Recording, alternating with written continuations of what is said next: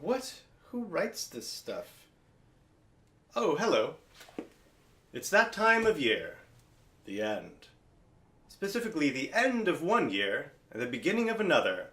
Time to say good riddance to the old, and here's hoping the new one is a tiny bit better.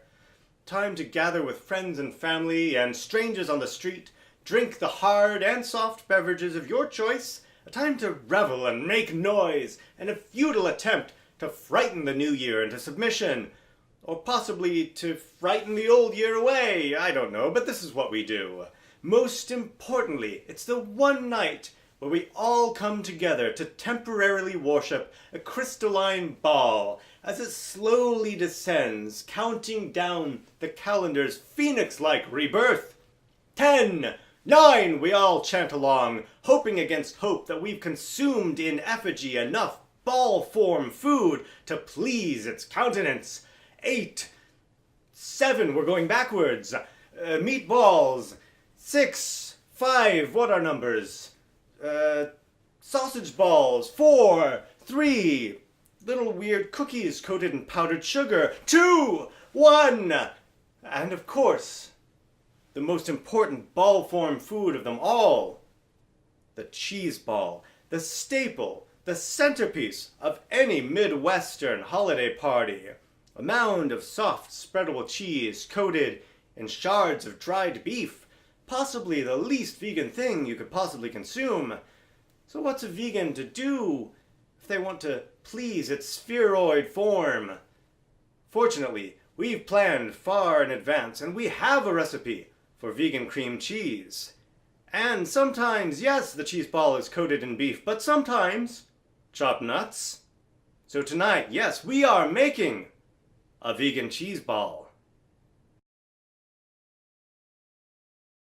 You'll need cashews. These were the main ingredient of our vegan cream cheese all the way back in episode 23, and we'll be using the same thing here. Preferably raw and unsalted because they give us a nice smooth texture. Now, I've never tried this recipe with roasted cashews, but if that's all you can find, go ahead and give it a shot. Let me know how it turns out. I'm also trying something a little new with this recipe by adding raw pecans, or pecans depending on where you're from, or pecan if you're a bird. Either way, I'm using equal parts by dry measure of raw cashews and pecans, both soaked overnight or for at least 8 hours in room temperature water. The pecans will add a nice richness and bolster the flavor profile of the cheese ball. This is a party after all. Why not get a little nuts? Pun fully intended. Wink.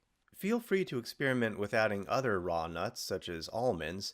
I'm going to save my sliced almonds for coating the cheese ball. Just a ball of processed nuts coated in other nuts. You might want to ask your guests if they have any food allergies. And of course, because we're making a cheese substitute, we'll be using that staple of vegan cookery, nutritional yeast. You used to have to go to the health food store to find this stuff, but you may find that your local grocery store now carries it. If not, you should be able to buy it online. To add a nice tang and round out the flavor profile, we're adding just a little bit of vinegar. You can use plain distilled white vinegar, or for this, I'm using apple cider vinegar. It'll go very nicely with those pecans. You could also try red wine vinegar, balsamic vinegar, or for a nice bright acidity that will complement a variety of fresh herbs, you could add a squeeze of fresh lemon juice instead. And of course, where would our taste buds be without a pinch of salt? You can use table salt, sea salt, kosher salt, pink salt, black salt, whatever you like. It just wouldn't be a cheese ball without a little bit of salt. Speaking of salt, I'm also adding a little splash of soy sauce to my cheese ball. It just adds a little umami and a little depth. I'm also adding a little bit of olive oil for some added smoothness and a nice unctuous quality to the cheese. Olive oil has a distinct flavor, so you could use a neutral flavored oil like vegetable oil or omit it entirely. A frequent addition to cheese balls, both vegan and non, is some form of alcohol, such as port. I don't have any port, but I do have red wine. Spoiler alert, this ended up being a very good decision. You could also try boozes such as brandy or bourbon. Just remember that this cheese ball is not cooked in any way, so any alcohol you add will stay in there. As for the rest of it, I'm keeping this one pretty simple, with some roasted garlic powder, onion powder, and paprika. But honestly, the way you flavor your cheese ball is entirely up to you. You can spice it up with red pepper flakes or hot sauce. You can add dried or fresh herbs of your choice. You can use your favorite seasoning blend. You may even have a non-vegan cheese ball recipe that you'd like to adapt now that you have a base. Cheese balls don't even have to be savory. You could add a little sugar, brown sugar, or molasses, some cinnamon and nutmeg. You could keep the inside plain and put all of your seasonings on the outside on the coating. The world is your cheese ball. To start with, you'll want to soak your raw cashews and/or pecans in a generous quantity of water for approximately 8 hours. You can do this overnight or while you're at work. If you're in a hurry, you can use hot water and soak them for at least an hour, but you'll get better results with the overnight method. After you've soaked them, drain them well, give them a quick rinse in a colander, and dump them into a food processor with no additional liquid. The next step is to simply process them until they're quite smooth. You could also use a blender for this, but I find that with this large quantity, with a minimal amount of added liquid, the food processor works best. It's a good idea to stop the food processor periodically and scrape down the sides to ensure a consistently smooth product. This entire process should take no more than a few minutes. Once the majority of the large chunks are gone and the mixture is starting to form a sort of paste, you can begin to add the other ingredients. As far as the liquids go, I'm starting with about a tablespoon each of apple cider vinegar, olive oil, and soy sauce. You'll notice that I'm not really measuring anything. I tend not to measure when I make recipes like this. I just add a little bit at a time until it seems like there's enough in there. For one thing, you'll want to be careful with the addition of liquids in this recipe, adding enough to smooth it out and give it some flavor, but not so much that it gets too soft. You want it to be firm enough to hold a ball-like form at the end. Beyond that, seasoning is largely a matter of taste. What might be the right amount of salt and garlic and spice for one person might be too much or too little for another. Now, you might already know exactly what you want to put in, or you might be converting a non-vegan recipe for this, in which case you're probably set. But if you're experimenting like I'm doing here, it's a good idea to start small and build from there. It's easier to add seasoning when there's too little than to subtract when there's too much. With that in mind, I'm starting with a pinch of salt, about a tablespoon of nutritional yeast, a thing of paprika, and a fair sprinkle of garlic and onion powder. Then I'll give it a good whir for another minute or so. After scraping down the sides and giving it a quick taste, it should be easy to tell what, if anything, needs to be added. This needs a bit more salt, and it's still a little dry, so I'm adding a splash of vinegar and a little more olive oil. It's also at this point that I decided to add some red wine. Now this might seem like a ridiculously small amount, and it is, but keep in mind that a little bit goes a long way. That being said, after another couple minutes in the processor, my mixture was still dry and firm enough to accept a little bit more liquid. So I added a tiny bit more vinegar, another splash of wine, and a drizzle of olive oil. I'll also take this opportunity to add another pinch of salt and a dash of paprika. The goals of all this trial and error are 1. That it tastes the way you want it to, which is all you, and 2. That it maintain the shape of a ball when you present it to your guests. To that end, the texture you're aiming for is somewhat firmer than that of peanut butter. It should be smooth and moist so that it's spreadable and pleasant to eat, but not so soft that it doesn't hold its shape on a spatula or a spoon. It can be a tough needle to thread, but that's why you add the liquid a little bit at a time until it's just where you want it. Keep in mind that it will also firm up a bit in the refrigerator, which is where it's going next.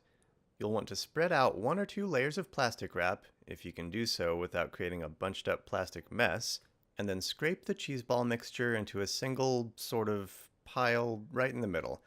You can also divide the mixture into 2 or more smaller cheese balls if you prefer. But that's more work, and we have guests coming. Now simply gather the corners of the plastic wrap up over the top of the cheese ball, give it a good twist to seal in that good cheese ball moisture, and take this opportunity to form it with your hands into more or less the shape of a ball. It doesn't have to be perfect. You'll have another opportunity later on to round out some of the rough edges. Making sure that none of the mixture is exposed to the air, place the wrapped ball in the refrigerator for at least an hour. You can also make this 2 or 3 days ahead of time. The next step should be done just before the cheese ball is served. I'm using sliced almonds to coat my cheese ball, but you could use chopped pecans or walnuts or fresh or dried herbs, or really anything that would coat the outside of the cheese ball that you think sounds good. Now you can use raw nuts or you can use roasted nuts that you bought at the store, but you'll get the best flavor and aroma if you toast them yourself just before use. For sliced almonds, spread them in an even layer on a baking sheet, preferably on some parchment paper to make cleanup easy, and place them in a 350-degree oven. They may only take 3 or 4 minutes, but ovens vary and I'm using a toaster oven. I recommend checking them after 2 minutes and then washing them like a hawk. Stir them every minute or so because the time it takes for sliced almonds to go from golden brown to utterly black is apparently exactly the amount of time it takes to look away and then look back. Once the nuts are toasted to your liking and cool enough to handle, spread them generously on a piece of parchment paper or wax paper or a cutting board. The same method applies if you're using another coating too, such as crumbled up crackers or chips, dried herbs, fresh herbs, or whatever you like. Essentially, we're spreading out the coating, plopping the ball right in the middle, and rolling it around to coat it. The cheese ball should be nice and firm after chilling in the refrigerator for at least an hour, so if you'd like, you can take this opportunity to form it into a more perfect sphere, but that is entirely up to you. Perfection is an unattainable illusion. But on the other hand, it's still wrapped in plastic and that makes it easier to shape it without getting it all over your hands, so why not? This part should be self-explanatory. Explanatory? Explanatory. Perfection is an illusion. Simply scoop handfuls of coating and dump it over the ball, roll the ball around, however you need to coat the ball, just coat the ball in the coating. Once it is coated sufficiently, keeping in mind that perfection is unattainable, place it on a lovely platter or cheese board or cutting board, surround it with crackers or pita chips or apple slices, provide a spreader or knife for hygienic serving purposes, have a beverage, relax, and chant with your friends, counting down to another year. I think this hourglass is malfunctioning. Well, that vegan cheese ball turned out just as I'd hoped, which is to say, it was tasty. Whether it was enough to please the resplendent orb in its perch atop the world, only time will tell. Happy New Year, and tune in next time for information on something else. Hello again. Eagle-eyed viewers may have noticed that at the beginning of this video I was holding a copy of Zek vs. Colonel Destroyer, the second volume in my current series. This is a direct sequel to Zek, and I do recommend that you start with that one, but I tried to keep in mind the possibility that a reader might start with this volume. It's a sometimes bizarre sci-fi fantasy adventure. Allow me to read an excerpt. "Oh no," said Bob. "It's raining meat," said Zek. "Not again," said Bunting. It's currently available on Amazon in paperback and Kindle formats. There's a link in the description. Thank you for watching, thank you for reading, and stay classy.